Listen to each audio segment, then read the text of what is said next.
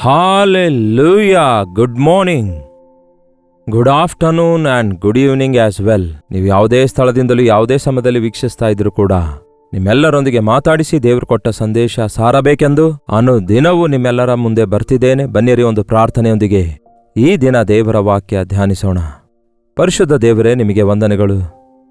ಪ್ರತಿದಿನ ನಮ್ಮನ್ನು ಎಚ್ಚರಿಸುವುದಕ್ಕಾಗಿ, ನಮ್ಮನ್ನು ಬಲಪಡಿಸುವುದಕ್ಕಾಗಿ, ನಮ್ಮನ್ನು ನಡೆಸುವುದಕ್ಕಾಗಿ ನಿಮ್ಮ ಮಾತುಗಳಿಂದ ನಮಗೆ ಎಷ್ಟೋ ಉಪಕಾರಗಳನ್ನು ಮಾಡ್ತಿದ್ದೀರಿ. ಈ ದಿನ ಮತ್ತೊಮ್ಮೆ ನಮ್ಮೊಂದಿಗೆ ಮಾತಾಡಿರೆಂದು ಕ್ರಿಸ್ತನ ನಾಮದಲ್ಲಿ ಬೇಡುತ್ತೇವೆ ತಂದೆಯೇ, ಆಮೇನ್.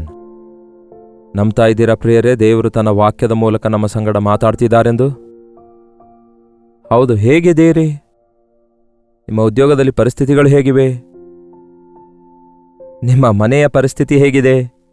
ನಿಮ್ಮ ಹಾಸ್ಟೆಲ್ನಲ್ಲಿ, ನಿಮ್ಮ ಕಾಲೇಜಿನಲ್ಲಿ ಸ್ಥಿತಿ ಹೇಗಿವೆ? ನಿಮ್ಮ ಡ್ಯೂಟಿಯಲ್ಲಿ ಹೇಗಿದೆ ಎಂದು ಕೇಳಿದ್ರೆ ಹೆಚ್ಚು ಕಡಿಮೆ ಎಲ್ಲದಕ್ಕೂ ಒಂದೇ ಉತ್ತರ ಬರುತ್ತೆ ಅಂದುಕೊಳ್ತೇನೆ. ಬಹಳ ಕಷ್ಟವಾಗಿದೆ ಬ್ರದರ್, ಬಹಳ ಬಾಧೆ ಅನಿಸುತ್ತೆ, ಬಹಳ ಟಾರ್ಚರ್ ಆಗ್ತಾ ಇದೆ. ಎಂತಹ ಇಂಗ್ಲಿಷ್ ಪದ ಬಳಸ್ತಾರಲ್ವೇ, ನಮಗೆ ಬಹಳ ಕಾಟ ಕೊಡ್ತಿದ್ದಾರೆ. ನನ್ನ ಗಂಡ ಬಹಳ ಕಾಟ ಕೊಡ್ತಿದ್ದಾನೆ, ನನ್ನ ಹೆಂಡತಿ ಬಹಳ ಬಾಧೆ ಪಡಿಸ್ತಿದ್ದಾಳೆ, ನಮ್ಮ ಬಾಸ್ ನನ್ನೊಂದಿಗೆ ಆಟ ಆಡ್ತಿದ್ದಾನೆ, ನನ್ನ ಕಾಲೇಜ್ ಮೇಟ್ಸ್ ನನಗೆ ಗೇಲಿ ಮಾಡ್ತಿದ್ದಾರೆ, ನನಗೆ ಡ್ಯೂಟಿಯಲ್ಲಿ ನನಗೆ ಓವರ್ ಡ್ಯೂಟಿ ಮಾಡಿಸ್ತಿದ್ದಾರೆ ಎಂದು ಹೀಗೆ ಎಷ್ಟೋ ವಿಧಾನದಲ್ಲಿ ನಾವು ಹೇಳ್ತಿರ್ತೇವೆ. ಕಷ್ಟಪಡುವುದಕ್ಕಾಗಿ ನಮಗೆ ಇಷ್ಟ ಇರಲ್ಲ ಪ್ರಿಯರೇ. ಕಷ್ಟಪಡಬೇಕಾದಾಗ ಅದನ್ನು ಶ್ರಮೆ ಅಂದುಕೊಳ್ತೇವೆ. ಅನೇಕ ಸಾರಿ ನಮ್ಮ ಕಷ್ಟಗಳಿಗೆ ಕಾರಣ ನಾವೇ ಆಗಿದ್ದೇವೆ ಎಂಬ ಸಂಗತಿ ಮರ್ತು ಹೋಗ್ತೇವೆ. ನಮಗೆ ಇತರರು ಯಾರೋ ಬಾಧೆ ಪಡಿಸ್ತಿದ್ದಾರೆ ಅಂದ್ಕೊಳ್ತೇವೆ, ಆದರೆ ನಾವು ಕೂಡ ಅವರು ನಮಗೆ ಆ ರೀತಿ ಬಾಧೆ ಪಡಿಸುವುದಕ್ಕಾಗಿ ಕಾರಣವಾಗಿದ್ದೇವಾ ಎನ್ನುವುದನ್ನು ಗಮನಿಸಬೇಕು ಪ್ರಿಯರೇ. ಉದಾಹರಣೆಗೆ ಗಂಡ ಹೆಂಡತಿಯರನ್ನು ನೋಡಿ. ಮದುವೆಯಾದ ಆರಂಭದಲ್ಲಿ ಎಷ್ಟೋ ಮೋಜಾಗಿರ್ತಾರೆ, ಎಷ್ಟೋ ಪ್ರೀತಿಯಿಂದಿರ್ತಾರೆ, ಎಷ್ಟೋ ಚೆನ್ನಾಗಿ ಒಬ್ಬರನ್ನೊಬ್ಬರು ಹೊಗಳಿಕೊಂಡು ಎಲ್ಲರಿಗೂ ಹೇಳಿಕೊಳ್ತಾರೆ. ಮತ್ತ್ಯಾಕೆ ಅಂತಹ ಸ್ಥಿತಿಯನ್ನು ಮೇಂಟೈನ್ ಮಾಡ್ಲಿಕ್ಕಾಗ್ತಾ ಇಲ್ಲ? ನಿಮ್ಮ ಪ್ರವರ್ತನೆಯಲ್ಲಿ ಬದಲಾವಣೆ ಬಂದಿರೋದ್ರಿಂದ ಗಂಡನ ಪ್ರವರ್ತನೆಯಲ್ಲಿ ಬದಲಾವಣೆ ಬಂತು. There is no doubt about it. ನಿಮ್ಮ ಬಾಸ್ನೊಂದಿಗೂ ಕೂಡ ನೋಡಿ, give respect and take respect ಅನ್ನುತ್ತಾರಲ್ಲವೇ. ಬಾಸ್ ಮಾತಿಗೆ ಬೆಲೆ ಕೊಟ್ಟು ಕೆಲಸದಲ್ಲಿ ನಂಬಿಗಸ್ತರಾಗಿದ್ರೆ ನಿಮ್ಗೆ ಯಾಕೆ ಶ್ರಮೆಗಳು ಬರ್ತವೆ? ಕೆಲವೊಂದು ಸಾರಿ ಬೇಕಂತ ನಮಗೆ ಶ್ರಮೆ ಪಡಿಸೋರು ಇರ್ತಾರೆ, ಆದರೆ ಆ ಶ್ರಮೆಗಳಲ್ಲಿ ನಾವು ತಾಳ್ಮೆಯನ್ನು ಕಲಿತುಕೊಳ್ಳಬೇಕು, ಸಹನೆಯನ್ನು ಕಲಿತುಕೊಳ್ಳಬೇಕು. ನಿಮ್ಮ ತಾಳ್ಮೆ, ಸಹನೆ ನಿಮ್ಮ ನಿಜಾಯಿತಿಯನ್ನು ನಿರೂಪಿಸುವಂಥದ್ದಾಗಿರೋದ್ರಿಂದ ಕರ್ತನನ್ನು ಅರಿತಿರುವ ಎಲ್ಲರ ಮೇಲೆ ದೂರಾಗಲಿ ಕಂಪ್ಲೇಂಟ್ ಆಗಲಿ ಮಾಡ್ತಾ ಕೂತ್ಕೊಳ್ಳದೆ, ಯಾವುದೇ ಸ್ಥಿತಿಯಲ್ಲಿದ್ದಾಗಿಯೂ ಕೂಡ ಯೇಸುವಿನಲ್ಲಿ ಆನಂದಿಸುವುದನ್ನು ಕಲಿತುಕೊಳ್ಳಬೇಕು. ಅಬ್ರಹಾಮನ ಕುಟುಂಬದಲ್ಲಿ ಸಾರಾ ಅಬ್ರಹಾಮ ಅವರೊಂದಿಗೆ ಮತ್ತೊಬ್ಬ ಮನುಷ್ಯಳಿದ್ದಳು, ಅವಳ ಹೆಸರು ಹಾಗರಳು. ಆಕೆ ಸಾರಾಳಿಗೋಸ್ಕರ ಕೆಲಸ ಮಾಡಲು ಒಮ್ಮೆ ಐಗುಪ್ತ ದೇಶಕ್ಕೆ ಹೋದಾಗ ಫರೋಹನು ದಾಸದಾಸಿಯರನ್ನು ಕೊಟ್ಟಾಗ ಅವರೊಂದಿಗೆ ಈಕೆಯನ್ನು ಸಾರಳು ತನಗೋಸ್ಕರ ಕೆಲಸ ಮಾಡಲು ದಾಸಿಯನ್ನಾಗಿ ಇಟ್ಕೊಳ್ತಾಳೆ. ಆ ಹಾಗರಳು ಬಹಳ ಅಧೀನಳಾಗಿ ಪ್ರೀತಿಯಿಂದ ಸಾರಳಿಗೆ ಫರ್ರಾಗಿ ಸಾರಳಿಗೆ ಬಹಳ ಸಹಾಯ ಮಾಡ್ತಾ ಇದ್ದಳು. ಒಂದು ಸಮಯದಲ್ಲಿ ಸಾರಳು ಅಬ್ರಹಾಮನಿಗೆ ಹೇಳ್ತಾಳೆ, ರೀ, ನಾನು ಮುದುಕಳಾಗಿದ್ದೇನೆ, ನನಗೆ ಮಕ್ಕಳು ಹುಟ್ಟುತ್ತಾರೋ ಇಲ್ಲವೋ ಗೊತ್ತಿಲ್ಲ. ಈಗೋ ಈ ಹಾಗರಳೊಂದಿಗೆ ನೀವು ಹೋಗಿರಿ, ಒಂದು ವೇಳೆ ಆಕೆಯಿಂದ ಒಂದು ಮಗು ಹುಟ್ಟಿದ್ರೆ ಅದು ನನಗೆ ಮಗುವಾಗಿಟ್ಕೊಳ್ತೇನೆ. ಇದು ಆ ಕಾಲದಲ್ಲಿ ಅಭ್ಯಾಸವಾಗಿತ್ತು. ಈಗ ಅಂತಹ ಕೆಲಸ ಮಾಡಬೇಡಿ. ಆ ಅಜ್ಞಾನ ಕಾಲದಲ್ಲಿ ದೇವರು ನೋಡಿಯೂ ನೋಡದಂತೆ ಇದ್ರು. ಈಗಲಾದರೂ ಎಲ್ಲರೂ ಎಲ್ಲೆಡೆ ಮಾನಸಾಂತರ ಹೊಂದಬೇಕನ್ನುತ್ತಾರೆ. ಪ್ರತಿಯೊಬ್ಬನಿಗೂ ಸ್ವಂತ ಹೆಂಡತಿ ಇರಬೇಕು, ಸ್ವಂತ ಗಂಡ ಇರಬೇಕು. There is no compromise in it. ಇದರಲ್ಲಿ ಒಪ್ಪಂದ ಆಗೋದೇನೂ ಇಲ್ಲ. ಸರಿ, ಯಾವಾಗ ತಾನು ಗರ್ಭಿಣಿಯಾಗಿದ್ದೇನೆ ಎಂದು ಹಾಗರಳು ಯಾವಾಗ ತಿಳ್ಕೊಂಡಳು, ಸಾರಳಿಗೆ ಅಲ್ಲಿಯವರೆಗೂ ತನ್ನ ಯಜಮಾನಳೆಂದು, ಮಾನ್ಯಳೆಂದು, ಪ್ರಿಯಳು ಎಂಬುದಾಗಿ ಇಷ್ಟಕರವಾದವಳು ಎಂದು ಅಂತಹ ಯಜಮಾನಳು ಈ ಹಾಗರಳ ದೃಷ್ಟಿಗೆ ನೀಚವಾಗಿ ಕಾಣಿಸಿದಳಂತೆ. ನೀನೇನೆ ಮುದುಕಿ, ನಾನೀಗ ಅಬ್ರಹಾಮನ ಒಂದು ವಾರಸುದಾರನನ್ನು ಹಡಿಯಲಿಕ್ಕಿದ್ದೇನೆ ಎನ್ನುವಂತಹ ಗರ್ವ ಬಂದಿತಂತೆ. ಆಕೆ ಈ ರೀತಿ ಬಹಳಷ್ಟು ಹೀಯಾಳಿಸುತ್ತಿರುವಾಗ ಸಾರಳು ಬಾಧೆಪಟ್ಟು ಹೋಗಿ ಗಂಡನಿಗೆ ಹೇಳ್ತಾಳೆ, 4 ಏಟು ಹಾಕದಂತೆ. ಹಾಗೆ ಮಾಡಬೇಡ್ರಿ. ನಮಗೆ ಬಾಧೆ ಉಂಟಾದ್ರೆ ಅದಕ್ಕೆ ಸಂಬಂಧಪಟ್ಟ ವ್ಯಕ್ತಿಗಳಿಗೆ ಹೇಳ್ರಿ, ಅಷ್ಟೇ ಹೊರತು ನೀವೇ ನಿರ್ಣಯ ತೆಗೆದುಕೊಳ್ಬೇಡಿ, ನಿಮ್ಮ ಕೈಗೆ ಕಾನೂನು ತೆಗೆದುಕೊಳ್ಬೇಡಿ ಎಂದು ಹೇಳ್ತಾರಲ್ಲವೇ. ನೀವೇ ಪನಿಷ್ಮೆಂಟ್ ಕೊಡಲು ನೀವೇನು ನ್ಯಾಯಾಧಿಪತಿ ಅಲ್ವಲ್ಲ, ಅಧಿಕಾರಿಗಳಿಗೆ ತಿಳಿಸ್ಬೇಕು. ಹಾಗೆಯೇ ಈಕೆ ತನ್ನ ಗಂಡನಿಗೆ ತಿಳಿಸಿದಳು. ಆಗ ಅಬ್ರಹಾಮನು ಏನು ಹೇಳ್ತಾನೆ, ನೀನೇ ಅಲ್ಲವೋ ಆಕೆಯನ್ನು ಹೆಚ್ಚಿಸಿರೋದು, ಇಲ್ಲವೇ ನನ್ನನ್ನು ಆಕೆಯೊಂದಿಗೆ ಹೋಗಂದಿದ್ದು, ಆಕೆ ಗರ್ಭಿಣಿಯಾದದ್ದು ನಿನ್ನ ಪ್ರೇರೇಪಣೆಯಿಂದಲೇ ಅಲ್ಲವೋ? ನಿನ್ನಿಷ್ಟ ಬಂದಂತೆ ಮಾಡ್ಕೋ, ಅವಳು ನಿನ್ನ ದಾಸಿ, ನಿನಗಿಷ್ಟ ಬಂದಂತೆ ಮಾಡು ಅಂತ ಹೇಳಿ ಪರ್ಮಿಷನ್ ಕೊಟ್ಬಿಟ್ಟ. ಏನ್ ಮಾಡಿದಳು ಎಂದು ಗೊತ್ತಿಲ್ಲ ಸಾರಳು, ಆದರೆ ಆಕೆಗೆ ಬಹಳ ಕಾಟ ಕೊಡಲಾರಂಭಿಸಿದಳಂತೆ. ಆಕೆಗೆ ಬಹಳ ಕಾಟ ಕೊಡಲಾರಂಭಿಸಿ ಬಹುಶಃ ಜಾಸ್ತಿ ಬಟ್ಟೆ ಒಗೆಯಲಿಕ್ಕೆ ಹೇಳಿದಳು ಏನೋ ಗೊತ್ತಿಲ್ಲ, ಇಲ್ಲವೇ ಬಹಳಷ್ಟು ಚಾಕರಿ ಮಾಡಿಸಿಕೊಂಡಳು ಗೊತ್ತಿಲ್ಲ. ಪ್ರತಿ ಸಣ್ಣ ಸಣ್ಣ ಮಾತಿಗೆ ಬೈತಾ ಇದ್ದಳು, ಏನ್ ಮಾಡಿದಳೋ ಗೊತ್ತಿಲ್ಲ. ಆ ಬಾಧೆ, ಆ ಕಾಟ ಗರ್ಭಿಣಿಯಾಗಿರುವ ಹಾಗರಳು ತಾಳಲಾರದೆ ಅಬ್ರಹಾಮನ ಬಳಿಗೆ ಹೋಗಿ ಹೇಳಿಕೊಳ್ಳಲಿಕ್ಕಾಗದೆ, ಹೇಳಿಕೊಂಡಿದೆಯಾದರೆ ಸಾರಳ ಮಾತು ಕೇಳ ಅನ್ನುತ್ತಿದ್ದ. ಆ ಹಾಗರಳು ಸಾರಳು ನನಗೆಷ್ಟು ಪ್ರೀತಿ ಮಾಡಿದ್ದಾಳೆ ಎನ್ನುವಂಥದ್ದನ್ನು ಮರೆತು ಹೋಗಿ ಆರಂಭದಲ್ಲಿ ಅವಳು ಗರ್ವಕ್ಕೆ ಅವಕಾಶ ಕೊಡ್ತಾಳೆ. ಮತ್ತೆ ಆ ಶ್ರಮೆಯಲ್ಲಿ ಅವಳು ಏನ್ ಮಾಡ್ತಾಳೆ? ಈ ಹಾಗರಳಿಗೆ ದೇವರೊಂದಿಗಿನ ಸಹವಾಸವಿಲ್ಲ, ದೇವರಿಗೆ ಮೊರೆ ಇಡುವಂತಹ ಅನುಭವವಿಲ್ಲ. ಹಾಗಾಗಿ ಶ್ರಮೆಯಲ್ಲಿ ಏನ್ ಮಾಡಿದಳಂತೆ? ಓಡಿ ಹೋಗಲು ಆರಂಭಿಸಿದಳಂತೆ. ಓಡಿ ಹೋದಳು. ಇದೆಲ್ಲವನ್ನು ನೀವು ಆದಿಕಾಂಡ 16ನೇ ಅಧ್ಯಾಯದಲ್ಲಿರುತ್ತೆ. ದಯವಿಟ್ಟು ಈ ಅನುದಿನದ ಧ್ಯಾನದಲ್ಲಿ ಉಲ್ಲೇಖಿಸಿರುವ ಅಧ್ಯಾಯಗಳನ್ನು ದಿನವಿಡೀ ಆ ಅಧ್ಯಾಯವೆಲ್ಲ ಓದಿ ಧ್ಯಾನಿಸಿರಿ. ಅದರಲ್ಲಿರುವಂತಹ ಸಾರಾಂಶವನ್ನೆಲ್ಲ ನೀವು ಗ್ರಹಿಸಿಕೊಳ್ತೀರಿ. ಇತ್ತೀಚೆಗೆ ನೀವು ಹೆಚ್ಚು ವಾಕ್ಯ ಕೇಳ್ತಿಲ್ಲ ಎಂದು ತಿಳ್ಕೊಂಡು ಕ್ಲುಪ್ತವಾಗಿ ಮುಗಿಸ್ತಿದ್ದೇವೆ.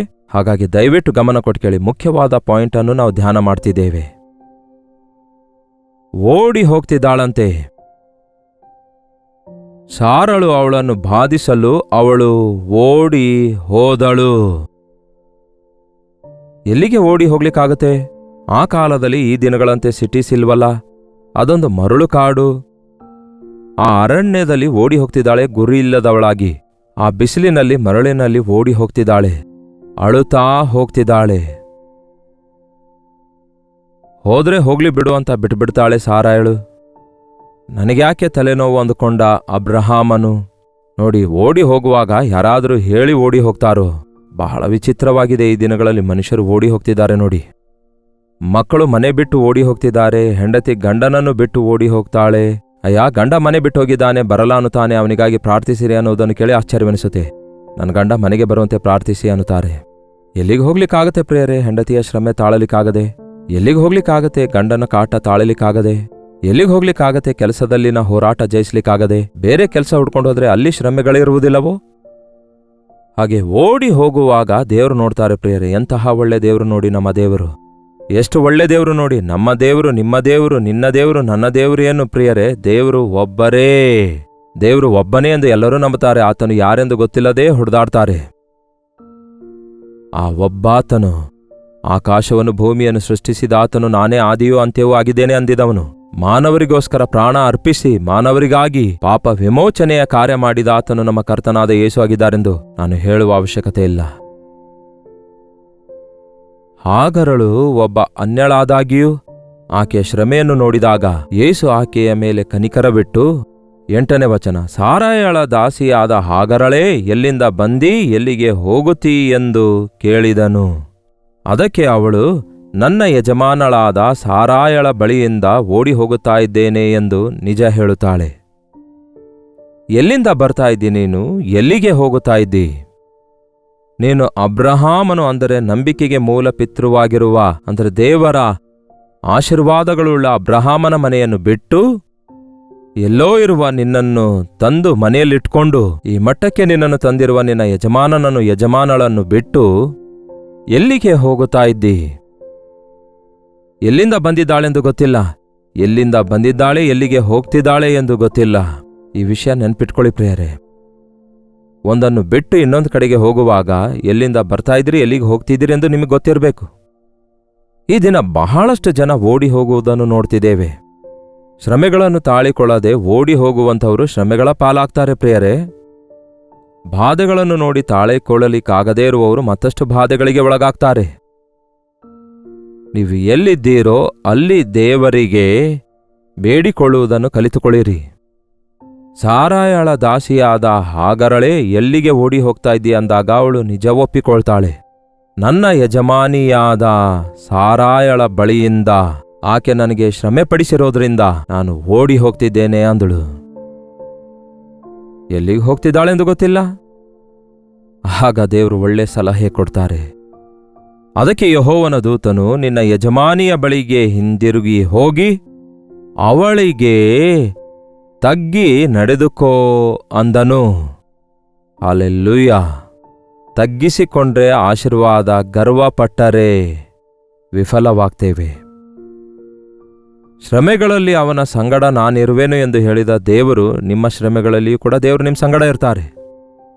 ಎಲ್ಲಿಗೆ ಓಡಿ ಹೋಗ್ತೀರಿ ಪ್ರಿಯರೇ?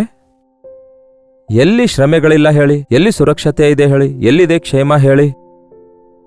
ಇದ್ದ ಸ್ಥಿತಿಯಲ್ಲಿಯೇ ಕರ್ತನಿಗೆ ಬೇಡಿಕೊಳ್ಳೋದು, ಶ್ರಮೆಗಳಲ್ಲಿ ನಮ್ಮ ಸಂಗಡ ಇರುವ ದೇವರಿಗೆ ಮೊರೆ ಇಡುವುದನ್ನು ನಾವು ಅಭ್ಯಾಸ ಮಾಡಿಕೊಳ್ಬೇಕು. ಶ್ರಮೆಗಳಿಲ್ಲದ ಲೋಕವೇ ಇಲ್ಲ ಪ್ರಿಯರೇ. ಇದ್ರೂ ಪರಲೋಕ ಒಂದೇ ಆಗಿದೆ, ಅದು ನಾವು ಮರಣ ಹೊಂದಿದ ನಂತರ ಸಿಗುತ್ತೆ. ನೀನು ತಿರುಗಿ ಹೋಗು. ತಿರುಗಿ ಹೋದರೆ ನನಗೆ ಇನ್ನೂ ಪರಿಹಾಸ ಮಾಡ್ತಾಳೆ, ಇನ್ನಷ್ಟು ಶ್ರಮೆ ಪಡಿಸ್ತಾಳೆ. ಆದರೂ ಪರವಾಗಿಲ್ಲ, ತಗ್ಗಿಸಿಕೋ. ತಮ್ಮನ್ನು ತಾವು ತಗ್ಗಿಸಿಕೊಳ್ಳುವವರು ಹೆಚ್ಚಿಸಲ್ಪಡ್ತಾರೆ. ಅದಕ್ಕೆ ದೇವ್ರು ಹೇಳ್ತಾರೆ, ನೀನು ಹೋಗಿ ತಗ್ಗಿಸಿಕೊಂಡಿರು. ಅವಳೆಷ್ಟೇ ಬೈದ್ರೂ ಬಾಯಿ ಮುಚ್ಕೊಂಡಿರು. ಅವಳು ಏನೇ ಮಾಡಿದ್ರೂ ಬಾಯಿ ಮುಚ್ಕೊಂಡಿರು. ನಿನ್ನ ಗರ್ವದಿಂದ ಶ್ರಮೆ ತಂದುಕೊಂಡು ನಿನ್ನ ತಗ್ಗಿಸಿಕೊಳ್ಳುವಿಕೆಯಿಂದ ನೀನು ಕನಿಕರ ತಂದುಕೋ. ತಗ್ಗಿಸಿಕೊಂಡಿರುವುದನ್ನು ಕಲಿತುಕೊಳ್ಳಿ. ತಕ್ಕ ಸಮಯದಲ್ಲಿ ಯೆಹೋವನು ನಿಮ್ಮನ್ನು ಹೆಚ್ಚಿಸುವಂತೆ ಆತನ ಬಲಿಷ್ಠವಾದ ಹಸ್ತದ ಕೆಳಗೆ ತಗ್ಗಿಸಿಕೊಂಡಿರಿ ಎಂದು ಬೈಬಲ್ ಹೇಳುತ್ತೆ. ಯಾರು ನಿಮ್ಮನ್ನು ಹೆಚ್ಚಿಸಲಿಕ್ಕಾಗಲ್ಲ, ನಿಮ್ಮಷ್ಟಕ್ಕೆ ನೀವು ಕೂಡ ಹೆಚ್ಚಿಸಿಕೊಳ್ಳಲಿಕ್ಕಾಗಲ್ಲ. ಎಲ್ಲಾ ಹೆಚ್ಚಳಿಕೆ ಮೇಲಿನಿಂದ ಬರುತ್ತೆ. ನಿಮ್ಮ ಶ್ರಮೆಯಲ್ಲಿ ದೇವರಿಗೆ ಮೊರೆ ಇಡಿರಿ. ಅದು ನಿಮಗೆ ತಾಳ್ಮೆಯನ್ನು, ನಿರೀಕ್ಷೆಯನ್ನು, ನಂಬಿಕೆಯನ್ನು ಉಂಟು ಮಾಡುತ್ತೆ. ಶ್ರಮೆ ತಾಳ್ಮೆಯನ್ನು, ತಾಳ್ಮೆ ನಿರೀಕ್ಷೆಯನ್ನು, ನಿರೀಕ್ಷೆ ನಂಬಿಕೆಯನ್ನು ಉಂಟು ಮಾಡುತ್ತೆ. ಹಾಗಾಗಿ ಕುಟುಂಬದಲ್ಲಿ ಶ್ರಮೆ ಬಂದಿದ್ದಕ್ಕೆ ಕುಟುಂಬ ಬಿಟ್ಟು ಹೋಗಬೇಡಿರಿ. ಉದ್ಯೋಗದಲ್ಲಿ ಶ್ರಮೆ ಬಂದಿದ್ದಕ್ಕೆ ಉದ್ಯೋಗ ಬಿಟ್ಟು ಹೋಗಬೇಡಿರಿ. ನಿಮ್ಮ ಹೋರಾಟಗಳ ಮಧ್ಯದಲ್ಲಿ ಕರ್ತನಿಗೆ ಮೊರೆ ಇಡಿರಿ. ನೀವು ಎಲ್ಲಿ ನಾಚಿಕೆಗೆ ಒಳಗಾಗ್ತಾ ಇದ್ದೀರೋ, ಎಲ್ಲಿ ಅವಮಾನಕ್ಕೆ ಒಳಗಾಗ್ತಿದ್ದೀರೋ, ಅಲ್ಲಿಯೇ ನಿಮ್ಮನ್ನು ಘನಪಡಿಸುವ ದೇವರು ನಿಮ್ಮ ಪಕ್ಷದಲ್ಲಿರುವಾಗ ನಿಮ್ಮ ಶ್ರಮೆ ಕೂಡ it will be a promotion to you, ಒಂದು ಉನ್ನತವಾದ ಸ್ಥಿತಿಗೆ ಹೋಗಲು ಕಾರಣವಾಗ್ತದೆ. ದೇವರನ್ನು ಬಿಟ್ಟು ಓಡಿ ಹೋಗಬೇಡಿರಿ. ದೇವರು ಇಟ್ಟಿರುವ ಸ್ಥಳವನ್ನು ಬಿಟ್ಟು ಓಡಿ ಹೋಗಬೇಡಿರಿ. ಅನೇಕ ಜನರು ಬೈಬಲ್ ಟ್ರೈನಿಂಗ್ ಅಂತ ಹೋಗ್ತಾರೆ, ಹೇಳದೆ ಕೇಳದೆ ಓಡಿ ಹೋಗ್ತಾರೆ. ನಾವೇ ಕಲಿತುಕೊಳ್ತೇವೆ ಅನ್ನುತ್ತಾರೆ. ನನಗೆ ಬಹಳ ಆಶ್ಚರ್ಯವೆನಿಸುತ್ತದೆ. ಇಷ್ಟು ವರ್ಷಗಳವರೆಗೂ ಇಲ್ಲಿದ್ದಾರಲ್ಲವೋ, ನನಗೆ ಪ್ರಾರ್ಥನೆ ಮಾಡಿ ಕಳಿಸಿಕೊಡಿರಿ ಅಂದರೆ ನಿಮ್ಮನ್ನು ಕಳಿಸಿಕೊಡುವುದಕ್ಕಾಗಿ ನಮಗೇನು ಅಭ್ಯಂತರ? ಹೋಗಂದಿದ್ದಾರಲ್ಲವೇ ದೇವರು. ನೀವು ಸಿದ್ಧವಾಗಿರೋದಾದರೆ ದೇವರೇ ನಿಮ್ಮನ್ನು ಕಳಿಸುತ್ತಾರಲ್ಲವೋ. ಮಧ್ಯದಲ್ಲಿಯೇ ನೀವು ಯಾಕೆ ಓಡಿ ಹೋಗ್ತೀರಿ? ಓಡಿ ಹೋದವನು ಪ್ರಯೋಜಕನಾದದ್ದು ಎಲ್ಲೂ ನೋಡಲಿಲ್ಲ ಪ್ರಿಯರೇ. ಓಡಿ ಹೋದವನು ಪ್ರಯೋಜಕನಾಗಬೇಕಾದ್ರೆ ತಿರುಗಿ ಬರಬೇಕು. ದಾರಿ ತಪ್ಪಿ ಹೋದ ಮಗನು ಓಡಿ ಹೋಗಿ ತಿರುಗಿ ಬರ್ತಾನೆ, ಮತ್ತೆ ಮಗನ ಹಕ್ಕನ್ನು ಪಡೆಯುತ್ತಾನೆ. ಓಡಿ ಹೋದಂತಹ ಹಾಗರಳು ತಿರುಗಿ ಬರುತ್ತಾಳೆ, ಒಬ್ಬ ಮಗನಿಗೆ ಜನ್ಮ ಕೊಡುತ್ತಾಳೆ. ದೇವರ ವಾಗ್ದಾನಗಳನ್ನು ಹೊಂದಿಕೊಂಡಳು. ಬನ್ನಿ ಪ್ರಾರ್ಥಿಸೋಣ. ಪರಿಶುದ್ಧ ದೇವರೇ, ನಿಮಗೆ ವಂದನೆಗಳು. ಈ ಅಂತ್ಯ ದಿನಗಳಲ್ಲಿ ಶ್ರಮೆಗಳನ್ನು ತಾಳಿಕೊಳ್ಳದೆ ಎಷ್ಟೋ ಜನರು ತಮ್ಮ ಕುಟುಂಬವನ್ನೇ ಒಡೆದುಕೊಳ್ಳುತ್ತಾ ಇದ್ದಾರೆ. ಗಂಡ ಶ್ರಮೆ ಕೊಟ್ಟಿದ್ದಕ್ಕೆ ತವರು ಮನೆಗೆ ಹೋಗಿ ಶ್ರಮೆಗಳ ಪಾಲಾದವರು ಅನೇಕರಿದ್ದಾರೆ. ಹೆಂಡತಿ ಶ್ರಮೆ ಪಡಿಸಿದ್ದಕ್ಕಾಗಿ ಮದ್ಯಪಾನಕ್ಕೆ ಬಂಧಿತರಾದವರು ಅನೇಕರಿದ್ದಾರೆ. ಅಂತಹ ದುರಭ್ಯಾಸಗಳಿಗೆ ಒಳಗಾದಂಥವರನ್ನು ಈ ದಿನ ನಾವು ನೋಡುವಾಗ, ಉದ್ಯೋಗ ಕಳೆದುಕೊಂಡು ಸ್ಥಿರತೆ ಇಲ್ಲದೆ ಬದುಕುವವರನ್ನು ನೋಡುವಾಗ, ಅಂತಹ ಶ್ರಮೆಯಲ್ಲಿ ನಿಮಗೆ ಮೊರೆ ಇಡೋದಾದರೆ ನಮ್ಮ ಮೊರೆಯನ್ನು ಲಾಲಿಸುವ ನೀವು ನಮಗೆ ಬಿಡುಗಡೆ ಕೊಡ್ತೀರೆಂದು ನಂಬಿ, ನಮಗೆ ಮಾರ್ಗ ತೋರಿಸ್ತೀರೆಂದು ನಂಬಿ, ಗರ್ವಿಷ್ಠರಾಗಿರಲಾರದೆ ತಗ್ಗಿಸಿಕೊಂಡು ಆಶೀರ್ವಾದಗಳನ್ನು ಹೊಂದಿಕೊಳ್ಳುವ ಹಾಗೆ ನಮ್ಮಲ್ಲಿ ಪ್ರತಿಯೊಬ್ಬರಿಗೂ ಸಹಾಯ ಮಾಡಿರಿ ಎಂದು ಕ್ರಿಸ್ತನ ನಾಮದಲ್ಲಿ ಬೇಡುತ್ತೇವೆ ತಂದೆಯೇ, ಆಮೇನ್. ತಂದೆಯಾದ ದೇವರ ಪ್ರೀತಿಯು, ಮಗನಾಗಿರುವ ಕ್ರಿಸ್ತನ ಕೃಪೆಯು, ಆದರಣೆಕರ್ತನಾದ ಪವಿತ್ರಾತ್ಮನ ಸಹವಾಸವು ಕೂಡಿ ಬಂದಿರುವ ನಮ್ಮೆಲ್ಲರ ಸಂಗಡ ಇಂದಿಗೂ ಸದಾಕಾಲಕ್ಕೂ ನೆಲೆಯಾಗಿರಲಿ. ಆಮೇನ್. ದೇವರಿಗೆ ಸ್ತೋತ್ರ. ನೀವೇನಾದರೂ ಶ್ರಮೆಗಳಲ್ಲಿದ್ದೀರಾ? ಉದ್ಯೋಗದ ಶ್ರಮೆಯೋ, ಮನೆಯಲ್ಲಿನ ಶ್ರಮೆಯೋ, ಡ್ಯೂಟಿಯಲ್ಲಿನ ಶ್ರಮೆಯೋ ಆಗಿರ್ಬೋದು. ಅವುಗಳಿಗಾಗಿ ಪ್ರಾರ್ಥಿಸೋಣ ಪ್ರಿಯರೇ. ನಿಮ್ಮ ಶ್ರಮೆಗಳಲ್ಲಿ ನಿಮ್ಮ ಸಂಗಡ ಇರುವ ದೇವರು ಎಂತಹ ಅದ್ಭುತವಾದ ರೀತಿಯಲ್ಲಿ ನಿಮಗೆ ಆದರಣೆಯನ್ನುಂಟು ಮಾಡಿ ಬಿಡುಗಡೆಯನ್ನು ಅನುಗ್ರಹಿಸುತ್ತಾರೆ ಎನ್ನುವಂಥದ್ದನ್ನು ಪ್ರಾರ್ಥನೆಯಲ್ಲಿ ನೀವು ಬೇಡಿಕೊಂಡು ತಗ್ಗಿಸಿಕೊಳ್ಳೋದಾದರೆ, ತಾಳ್ಮೆಯಿಂದ ಸಹನೆಯಿಂದ ನಿರೀಕ್ಷಿಸುವುದಾದರೆ ಅದ್ಭುತವನ್ನು ಕಾಣುವಿರಿ. ನಿಮ್ಮ ಮನವಿ 8939731313 ನಂಬರ್ಗೆ, ಇತರ ದೇಶದವರು ಸಹ ಇದೇ ನಂಬರ್ಗೆ ಒಂದು ಟೆಕ್ಸ್ಟ್ ಆಗಲಿ ವಾಯ್ಸ್ ಮೆಸೇಜ್ ಮೂಲಕ ನಿಮ್ಮ ಮನವಿಗಳನ್ನು ವಾಟ್ಸಪ್ ಮೆಸೇಜ್ ಮೂಲಕ ಕಳಿಸಿಕೊಡಿರಿ. ನಾವು ಪ್ರಾರ್ಥಿಸ್ತಿದ್ದೇವೆ, ನೀವು ಕೂಡ ಪ್ರಾರ್ಥಿಸಿರಿ. ಕರ್ತನ ಚಿತ್ತವಿರುವುದಾದರೆ ಮತ್ತೆ ನಾಳೆ ಇದೇ ಅನುದಿನದ ಧ್ಯಾನ ಎಂಬ ಕಾರ್ಯಕ್ರಮದಲ್ಲಿ ಮತ್ತೊಮ್ಮೆ ಭೇಟಿಯಾಗೋಣ. ಅಲ್ಲಿವರೆಗೂ ದೇವರ ಮಹಾಕೃಪೆ ನಿಮ್ಮೆಲ್ಲರೊಂದಿಗಿರಲಿ.